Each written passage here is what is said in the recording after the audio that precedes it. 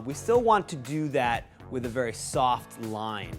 So as we go in, we just point cut that initial length off, establishing that initial section. And then we're going to work from the inside out. Now we're going to think about this as more horizontal, so even though it has a little bit of a corner in its length, we can always refine that. We don't want it to jump up too much, and we want to really make sure it is going to stay that length. So as we go through, I'm going to make sure there's no elevation, and I'm going to point cut that length right at the neck, pressing down. So once I've established that initial length, we're going to then do 2 more sections here. We're going to tilt the head up now, and we're going to take a horizontal section right at the crown and clip that hair out of the way. And then with that head straight up,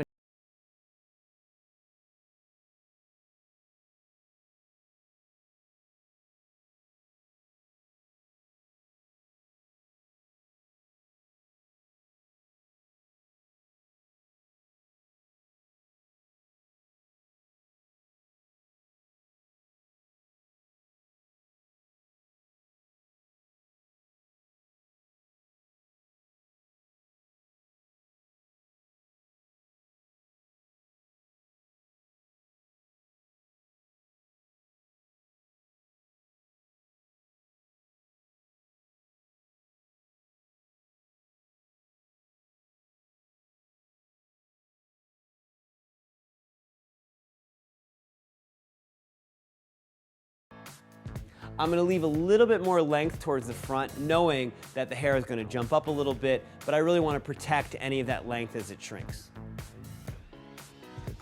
And then I'm going to repeat this on the other side. Taking a horizontal section at the parietal ridge, I'm going to take the head and turn it over, up, and back, and then point cut through, connecting the back length to the front length. And then letting that second section fall over top and continuing on cutting that length. I'm going to allow a little bit more of a corner here just because I want to make sure that I have enough length to play with in case the hair shrinks up or moves in any direction that I don't want it to. After I've cut all of the initial length, it's time to remove the density. Now, for this particular model, she has a lot of density, not just in the back, but also in the sides. So here I'm just very softly removing that weight using my texturizing shear, making sure not to overdo it. It's easier for me to do it when it's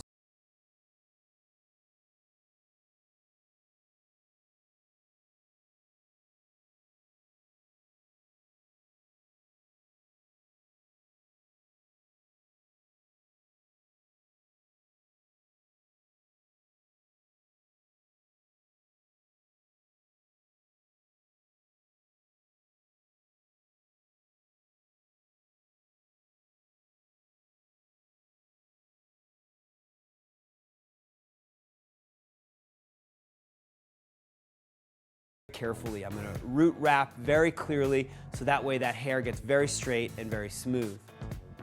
Wrapping that hair back and forth, and down, really focusing on the root, making sure that there's no movement from that root all the way to the ends. And then as I continue through after I've root, I can leaf and bevel that hair to really smooth that down. And then once I've completed the back, I move on to the sides. Now you'll notice I'm always moving that head around so I can get to that right angle where I need to be able to blow dry that hair flat and straight.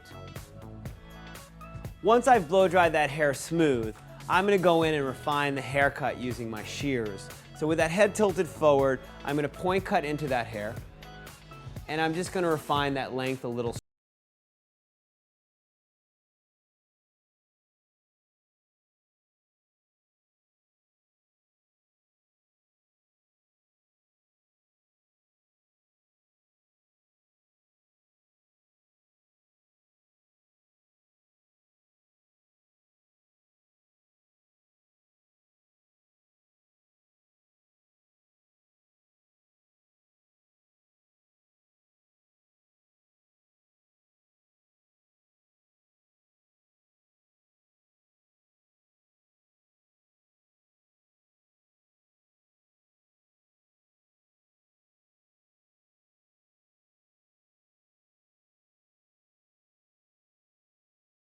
Side of the length.